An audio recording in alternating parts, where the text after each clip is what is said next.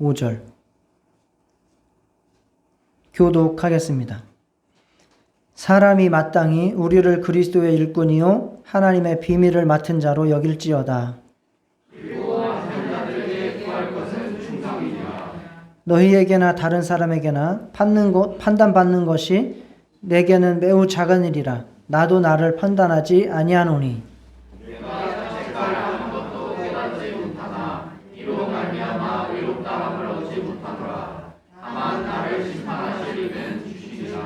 그러므로 때가 이르기 전 곧 주께서 오시기까지 아무것도 판단하지 말라. 그가 어둠에 감춘 것들을 드러내고 마음의 뜻을 나타내시리니 그때 각 사람에게 하나님으로부터 칭찬이 있으리라. 아멘.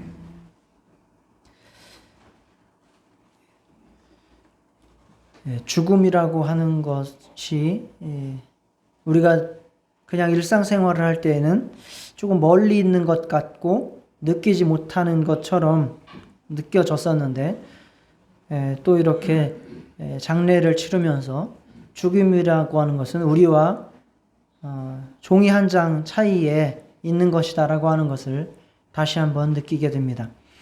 그러면서 오늘 찬송가를 찬양을 하는데 찬양마다 다 죽음이라고 하는 것이 가사에 그대로 들어가 있네요. 어두운 밤 쉬되리니 그 어두운 밤이 뭡니까? 죽음입니다.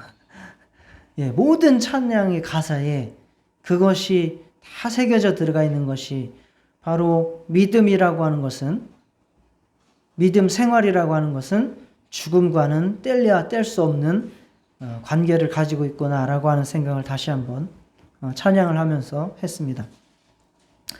지난주까지는 우리가 팔복에 대해서 살펴왔고 이번 주부터는 사순절 기간을 맞이해서 예수님에 대해서, 특히 예수님의 고난과 또 부활에 이르는 그 과정을 좀 살펴보면서 그 사건들이 우리에게 어떤 영향을 미치는지 좀 나눠봤으면 좋겠습니다.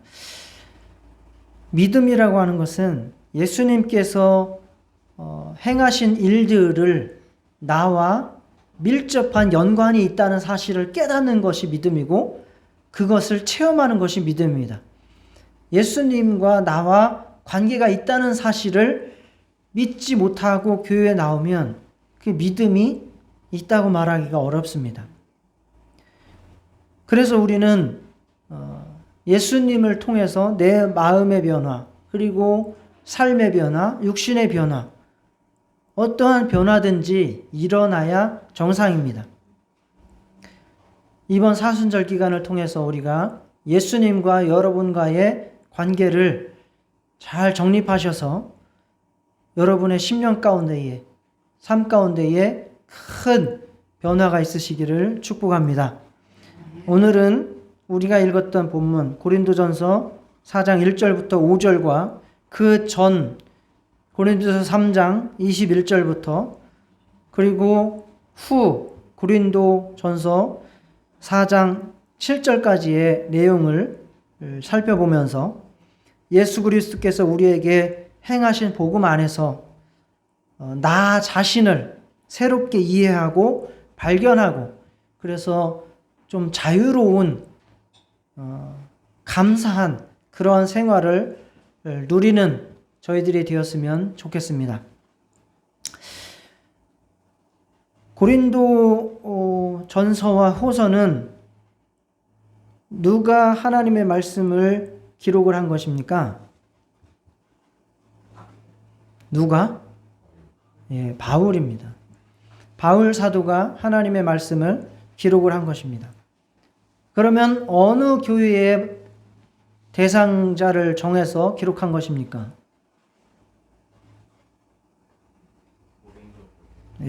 훌륭하십니다. 고린도 전서와 후서는 고린도 교회에 쓴 편지입니다. 이것 말고도 여러 고린도 교회에 쓴 편지들은 몇 편이 더 있다고 이야기를 합니다. 그렇지만 그런 것들은 추정일 뿐이고 온전히 지금까지 보존되어 온 것은 이렇게 전서와 후서 두 권입니다. 고린도 전서를 쓸 당시에 고린도 교회는 아주 혼란 중에 있었습니다.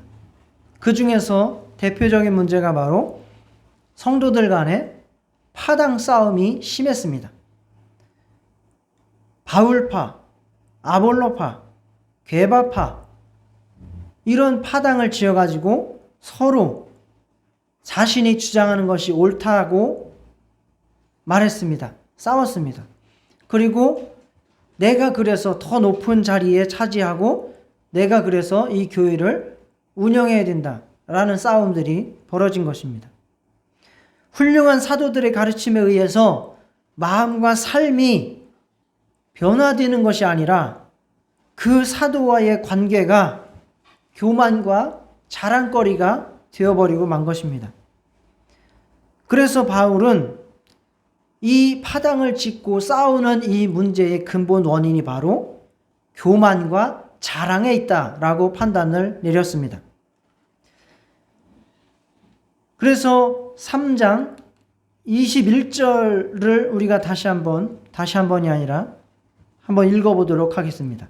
시작. 그런즉 누구든지 사람을 자랑하지 말라. 만물이 다 너희 것임이라.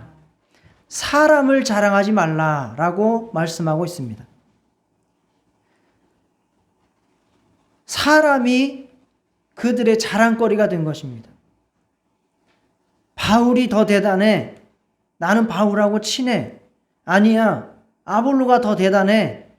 그 사람이 얼마나 똑똑하고 성경 지식이 탁월한데 내가 그 사람하고 친해. 아니야.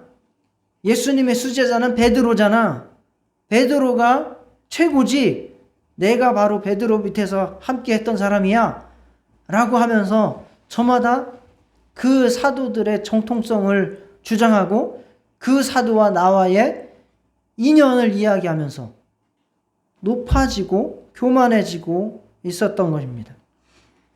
이것이 바로 고린도 교회의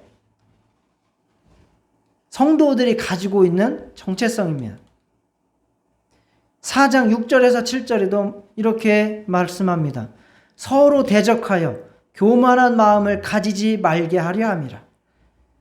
지금 고린도 교인들은 어떻다는 겁니까? 교만한 마음을 가지고 있다.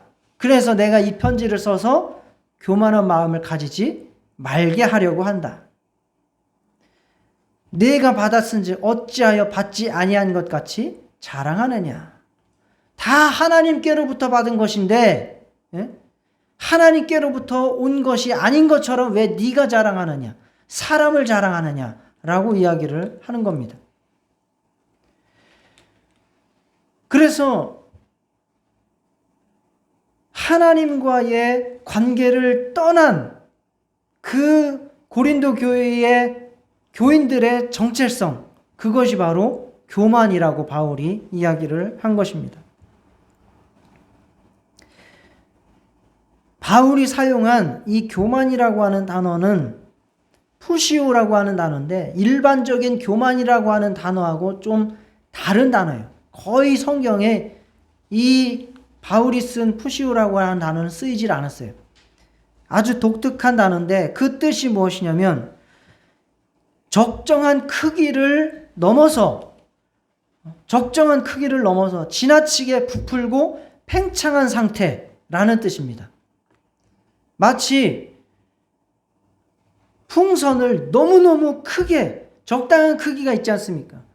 그런데 우리가 장난하려고 그 풍선에다가 바람을 더 엄청나게 오버해서 집어넣으면 어떻게 됩니까?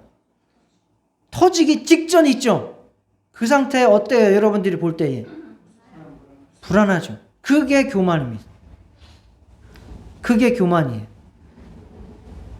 여러분의 허파에 바람을 아주 있는 최대한대로 다 집어넣어 보세요. 그러면 허파가 터질 듯하게 커지겠죠. 그 상태로 계속 유지하고 있는 거예요. 그게 뭐라고요? 교만입니다. 그래서 허파에 바람 들어갔다라는 말이 나온 거예요.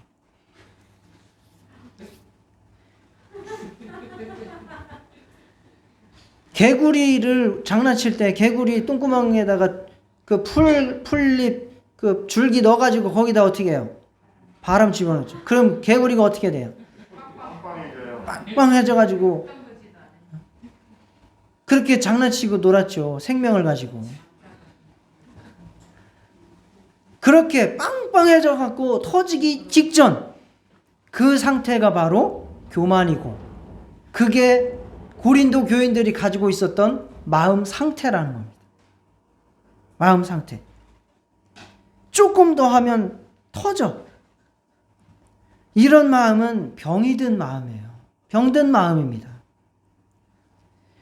그래서 그런 마음은 4가지의 특징이 있어요. 공허해요. 그리고 고통을 받아요. 항상 고통스러워요. 그리고 항상 분주해요. 그리고 항상 나약합니다. 여러분의 마음을 잘 돌아보시면서 나는 과연 어떤 마음 상태인가 체크하면서 한번 들어보시길 바랍니다. 사람은 하나님과의 관계성 속에서 자신의 정체성과 존재감을 갖고 있었습니다. 그것이 하나님께서 최초로 우리를 창조하실 때에 우리 마음을 설계한 방법입니다. 내가 존재하는 이유가 하나님께 있고 나를 나되게 하는 것이 바로 하나님과의 관계 속에서 있었던 거예요. 그런데 하나님과의 관계가 끊어져 버렸습니다. 그러면 내가 존재하는 이유를 하나님이 아닌 다른 것에서 찾아야 됩니다. 그렇죠? 여러분들은 여러분이 존재하는 이유, 내가 살아가는 이유, 내가 살아가는 목적, 의미 어디에서 찾고 계십니까? 나를 정말 나되게 하는 것이 무엇인가? 어디에서 여러분은 그러한 의미를 두고 살아가십니까? 여러분은 다 하나님께서 여러분이 살아가는 이유요, 존재하는 이유요, 여러분을 여러분들에게 하는 이유인 줄 믿습니다. 아멘을 안 하시는 분은 아직도 모르시나요? 아멘도 잘하시는 거예요. 아멘만 잘하는 게 아니라 아멘도 잘하시는 거예요. 그렇게 그래서 하나님을 떠났으니까 이제는 그 자기의 정체성, 존재감을 다른 데서 찾는 거예요.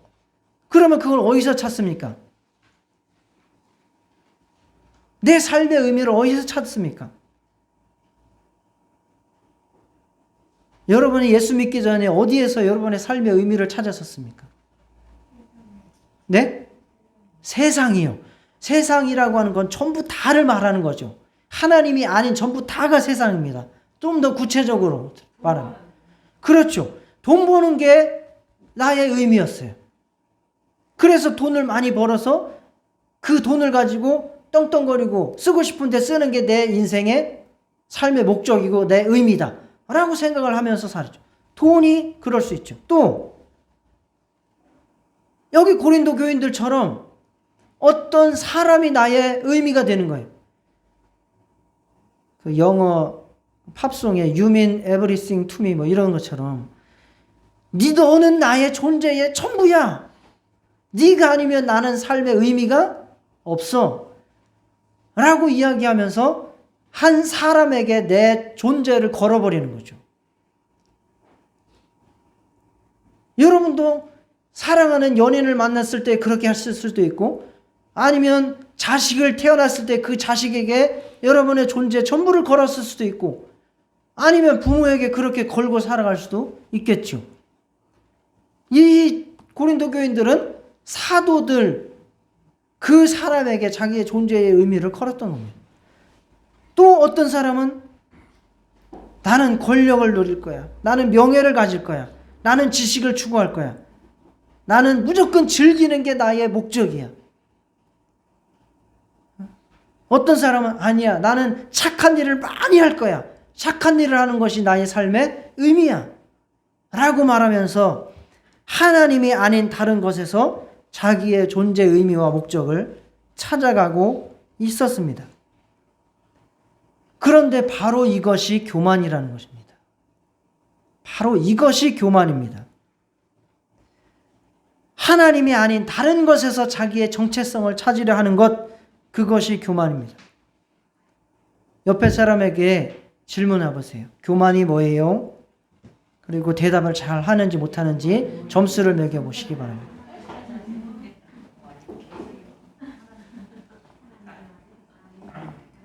물어보세요. 김종순 집사님 물어보세요.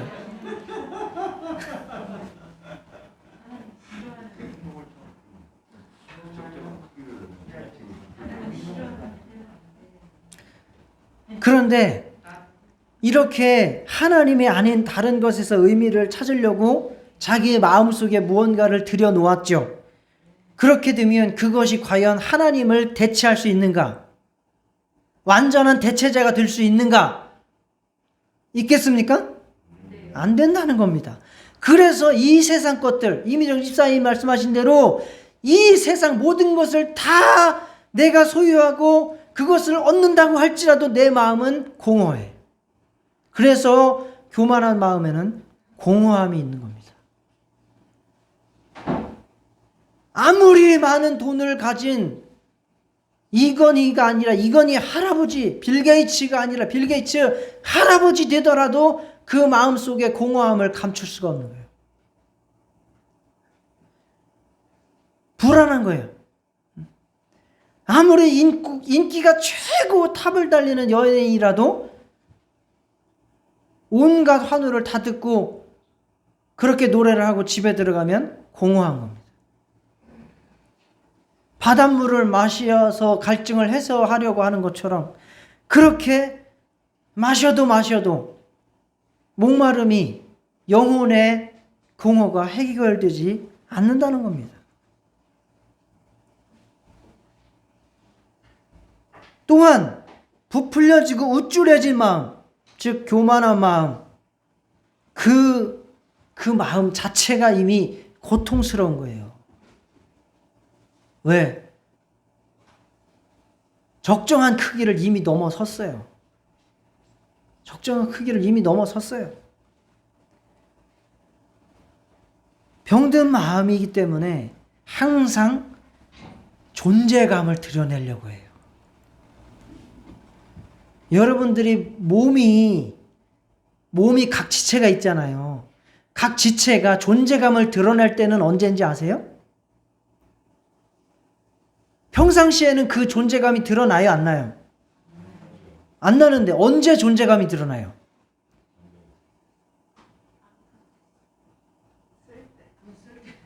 아니, 제가 설명을 잘 못하는 거예요. 평소에는 이가 있는지 없는지 잘 느껴요, 못 느껴요?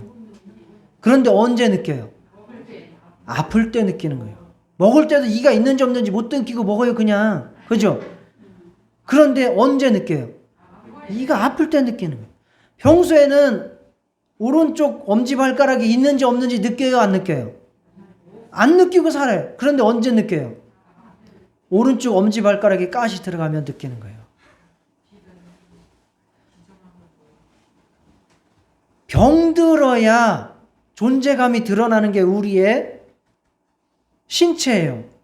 똑같아요. 마음이 병들면 즉시 드러나는 게 뭔지 아세요? 마음이 고통스러우면 어떻게 하겠어요? 마음이 뭘 하고 싶겠어요? 아프면 드러난다니까요. 아프면 존재감을 드러내는 것처럼 우리의 마음도 아프기 때문에 당연히 어떻게 하고 싶다는 거예요? 존재감을 드러내고 싶다니까요. 우리의 마음이 아프지 않으면 굳이 나라고 하는 정체성을 드러내려고 하지 않아요. 그런데 우리의 마음은 이미 교만이라고 하는 병이 들어있기 때문에 나의 존재감을 계속해서 드러내려고 몸부림을 치고 있어요. 여러분이 여러분의 존재감을 자꾸 드러내고 싶죠. 여러분이 뭔 일을 했는데 나를 안 알아줘. 그러면 어떤 마음이 들어요? 서운하죠. 서운하죠. 관심을 받지 못하면 못 견디는 거예요. 그래서 뭐가 생기는 거예요? 관종이 생기는 거죠. 계속해서 관심을 받고 싶어요. 내가 어떤 대접을 받는지가 굉장히 중요하게 나에게 다가오는 거예요. 나를 무시했다라고 하는 생각이 들면 그때로부터 내게서 막 화가 치미는 거예요. 그래서 우리는 기분이 상했다, 상처받았다 라는 이야기를 너무너무 많이 해요. 특히 교회에서도 많이 합니다. 그러나 기분이라고 하는 것은 감정이기 때문에 상하는 일이 없어요. 기분은 상하지 않아요. 마음이 상처를 받는 일 없어요. 그러면 상했거나 상처를 받은 건 뭐냐 이거예요. 누가? 뭐가? 나의 존재감이, 나의 정체성이 상했다는 거예요. 그것이 위기를 느꼈다는 거예요. 자신에 대한 느낌과 이해가 그렇게 거절당했다, 무시당했다, 그러한 느낌, 그런 바보 같다는 느낌, 그런 것들이 우리의 자아에, 나에게 영향을 미치고 그렇게 큰 이상을 느끼게 만드는 겁니다. 그래서 고통스럽죠. 항상 우리는 상처를 받고 있고 기분이 상하죠. 사람들이 나에게 대해서 알아주지 않으면, 사람들이 나에게 대해서 인정해주지 않으면, 이미 우리의 마음이 교만해 있기 때문에 그런 겁니다. 병들어 있기 때문에 자꾸 존재감을 드러내고 싶은 겁니다. 우리는 또 그렇게 계속해서 나를 포장해서 존재감을 드러내야 되니까 어떻게 살아야 됩니까? 교만의 특징 세 번째, 어떻게 살아야 됩니까? 분주하게 살아야 됩니다. 분주해야 돼요. 텅 빈 자아를 채우기 위해서 비교하고 자랑하고 내 자신을 어떤 것에서부터 주의를 끌기 위해서 여념이 없어요. 남보다 더 화려한 이력을 만들어내야 됩니다. 남보다 더 높아져야 됩니다. 남보다 더 많이 가져야 됩니다. 남보다 더 빨라야 됩니다. 그렇게 함으로써 내 공허함을 달래고 고통을 해소하려고 우리의 마음은 작동하고 있습니다. 그래서 교만의 중심에는 항상 경쟁이라고 하는 것이 들어가 있는 거예요. C.S. 루이스가 아주 유명한 책이죠. 순전한 기독교라고 하는 책에서 이렇게 교만에 대해서 이야기합니다. 교만은 단순히 무언가를 가지는 것에 만족하지 못하고 옆 사람보다 더 가져야 만족하는 것이다. 그러니까 내가 뭘 못 가져서 슬픈 게 아니라 뭐 때문에 슬프다는 거예요? 옆 사람보다 더 못 가져서 슬프다는 거예요. 그게 경쟁이죠.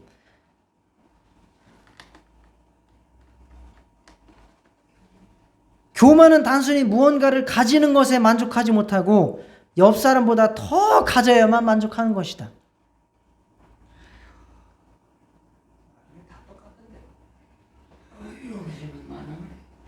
그렇죠. 그게 우리 마음이에요. 그런데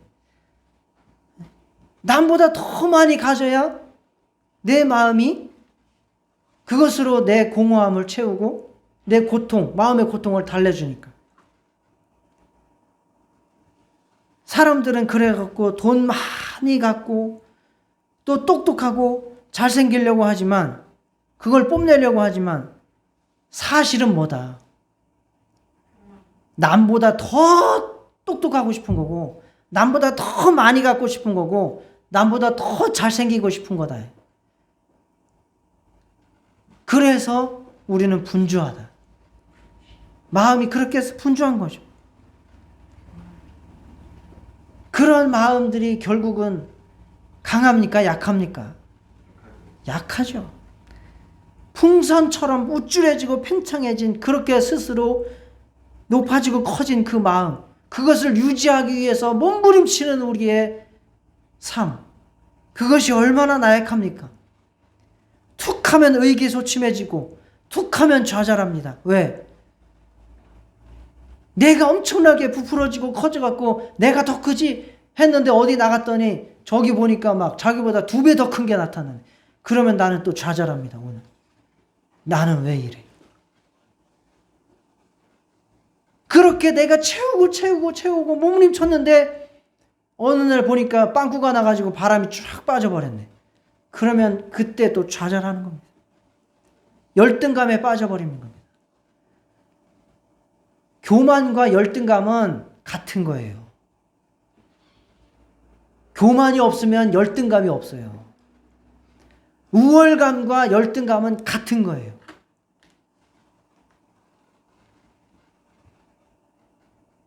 정상의 자리에 있는 연예인도 그 자리를 유지하지 못할까 봐 불안해합니다. 내가 특별한 무언가가 되어야 하지만, 그러나 거기에서 멈춰버리고 있으면 또 나약한 거예요. 계속해서 뭔가 또 올라가야 돼. 그런 강박관념 속에서 살아갑니다. 그게 바로 고린도 교인들이 가지고 있었던 정체성입니다. 교만이죠. 이들이 얼마나 공허하며 얼마나 고통스럽고 분주하며 나약한 사람들입니까? 자기들이 알고 있는 훌륭한 사도를 명분으로 자기의 정체성으로 삼아서 그걸 가지고 자기의 힘을 과시하고 자기 자리를 유지하고 그걸 자기의 목적으로 삼고 있는 사람들, 얼마나 나약하고 얼마나 부족하고 어리석은 사람들입니까?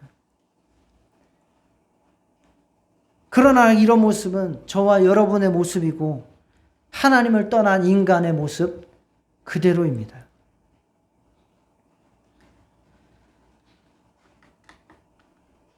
그러면 우리는 어떻게 이러한 마음들을 치료하고 정말 온전한 자아, 정체성, 자기 이해, 자기 존재감을 가지고 살 수 있을 것인가? 바울이 자기를 어떻게 바라보았는가를 살펴보면서 말씀을 나누겠습니다. 바울은 여러 차례 우리가 읽은 본문에서 말하기를, 나는 고린도 교인들 너희들이 나에 대해서 어떻게 평가하든지 판단하든지 상관이 있다 없다? 없다. 세상 법정에서 내가 판단을 받는다 할지라도 그거 나에게 상관이 있다 없다? 없다. 그것에 나는 연연하지 않는다. 판단받는 것이 내게는 매우 작은 일이라. 그렇게 말하고 있습니다. 특별한 사람으로 인정받기 위해서 자기를 과대하게 팽창시키고 부풀리고 분주하게 살고 그것 때문에 내가 고통스럽고 의기소침해지지 않는다는 겁니다. 자유하지 않습니까? 자유하죠. 바울의 존재감, 자기 이해, 그의 정체성은 고린도 교인들의 평가나 세상에 달린 것이 아니라는 것을 너무너무 잘 알고 있습니다. 그러면 바울은 어떻게 해서 그렇게 다른 사람들의 평가에 휘둘리지 않고 살 수 있었을까? 이것에 대해서 현대에도 세상 학문에서도 답을 내놓은 게 있습니다. 20세기 들어와가지고 그 전까지는 사람의 죄악의 원인을 뭐라고 했냐면 교만함에 듭니다. 오만함, 교만함. 그것이 죄악을 저지르는 원인이다라고 봤어요. 그런데 20세기 들어오면서 그것이 바뀌면서 사람이 죄를 저지르는 문제를 일으키는 원인이 뭐다라고 평가를 내렸습니까? 뭐라고 했을까요? 정반대로 판단을 한 겁니다. 사람이 교만해서 그런 게 아니야. 그 사람이 존재감이 약하기 때문에 그런 거야. 사랑을 못 받아서 그런 거야. 라고 학자들이 이야기를 한 거예요. 그러면 이제는 그 사람을 어떻게 해주면 된다는 겁니까? 사랑해주면 돼요. 칭찬해주면 돼요. 아주 존재감을 높아지도록 성취감을 갖도록 해주면 그 사람이 그걸 통해서 자기의 존재감을, 정체성을 찾아서 세상을 아름답게 사랑할 수 있다라고 세상 학자들이 이야기를 했습니다. 그러나 이것은 우물 안의 개구리와 같은 처방뿐입니다. 그렇게 사람이 자기의 기준에 맞춰서 자기가 만족감을 누린다고 해서 그 사람이 정작 행복하냐, 그 사람이 정작 자기 삶의 의미와 정체성을 가지고 찾고 살아가는 것이냐? 아니라는 거예요. 히틀러가 수많은 전쟁을 일으키고 수많은 사람들을 죽이게 했는데 자기 양심의 거리낌이 있었어요, 없었어요? 자기는 정당하게 행한 거예요. 아주 정당하게. 아주 정당하게. 자기만 옳다고 생각하면 모든 게 다 해결됩니까? 응? 나는 엄청난 사람이야. 그러면서 뿌듯해가지고 너희들이 나를 아무렇게 하든 나는 소용없어. 나는 대단한 사람이야. 라고 자기 만족감, 자기 존재감, 정체성을 엄청나게 해가지고 내가 그렇게 돌아다니면 그것으로 다 해결이 됩니까?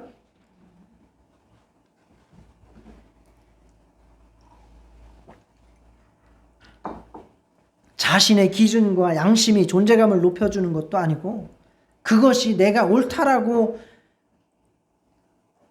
평가받는 것도 아니고 죄를 없애주는 것도 아닙니다. 내 참된 의미를 그것으로 갖게 해주는 것도 아닙니다.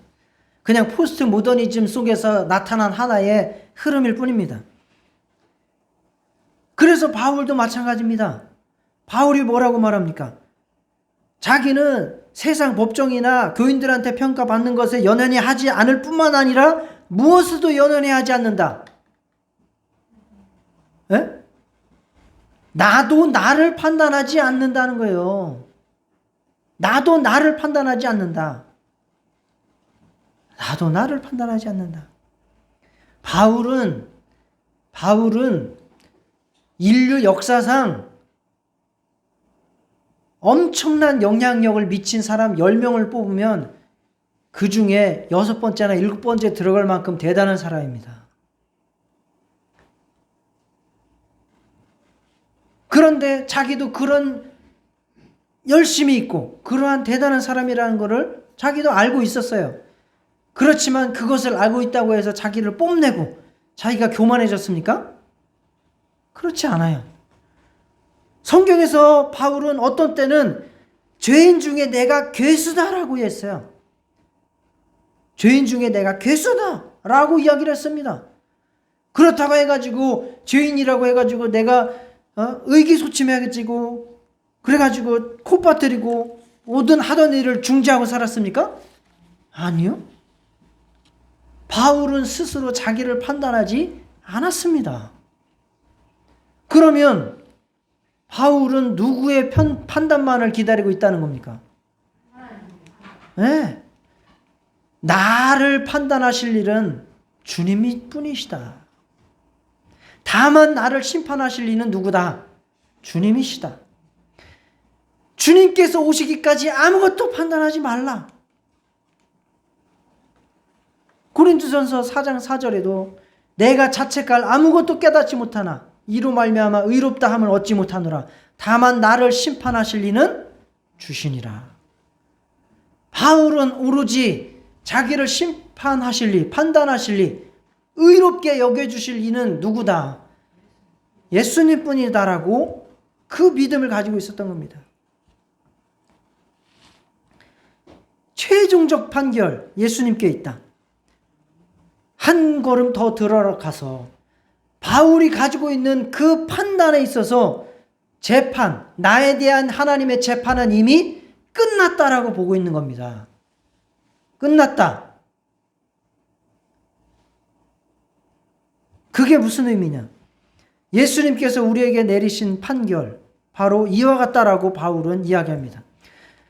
예수께서 나 대신 속죄 제물로 자신을 들으시고 나를 대신해서 재판을 이미 받으셨습니다. 내가 받아야 할 정죄 그리고 그 형벌을 이미 예수님께서 다 담당하셨습니다. 그러므로 나는 이제 하나님으로부터 재판받을 일이 더 이상 남아있지 않습니다. 그러므로 우리는 주 예수께서 하신 일을 근거로 하나님 앞에 나를 받아주십시오 라고 청하기만 하면 됩니다.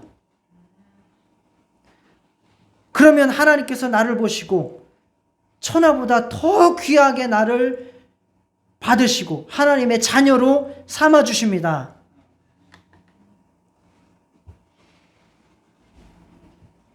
나는 하나님의 사랑과 의로 꽉 찬 자가 되어서 다시 내가 온전히 하나님으로 말미암아 정체성을 찾고 하나님과의 관계 속에서 내가 이 세상에 존재하는 의미가 살아나게 된 것입니다. 믿는 순간에 하나님께서 그리스도의 완전한 행위가 내 것이 되게 하셨습니다.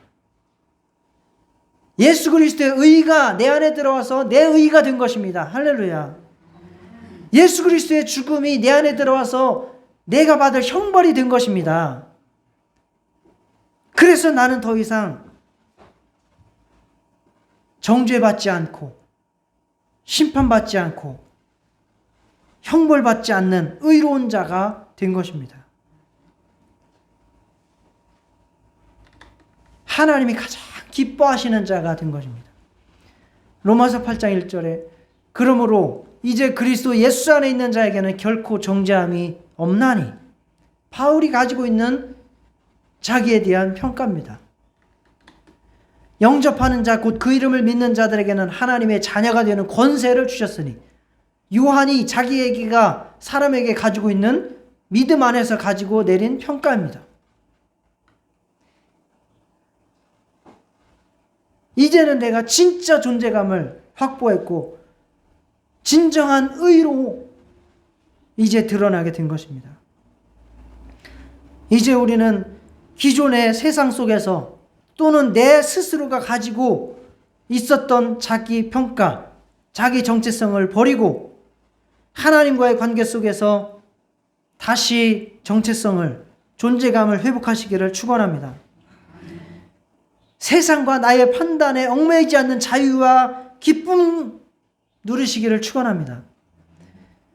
그래서 겸손하게 하나님을 섬기고 감사하게 이웃을 사랑하면 그것으로 내가 하나님과 온전한 관계 속에서 아주 자유롭고 평안하게 그렇게 자기를 이해하고 살아가는 것입니다. 자신을 혐오하지도 자신을 사랑하지도 않습니다. 그러니까 나를 사랑한다는 것이, 나를 사랑한다는 게 주님을 사랑한다는 이야기입니다. 나만을 사랑하지 않는다고요. 나를 못났다고 나를 혐오하지도 않습니다.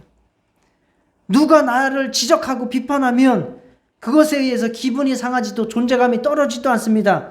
다만 내가 고쳐야 될 것이 있는가 돌아보고 고칠 뿐입니다. 그래, 네 말이 일리가 있네. 그러면 수정하면 되겠네 라고 하지, 더 들어가서 니까짓 게 뭔데 기분 나쁘네? 뭐 이런 식으로 자기 존재감을 떨어뜨리지 않는다는 거예요.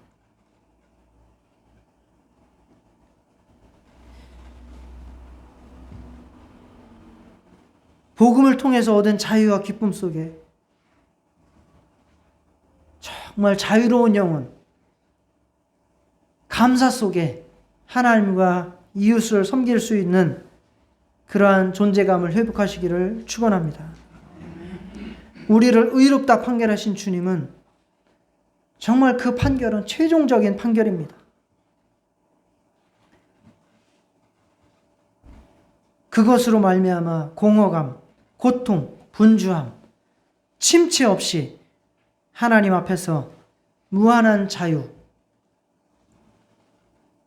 그분과의 기쁨의 관계를 누리시기를 축원합니다. 다 같이 기도하시겠습니다.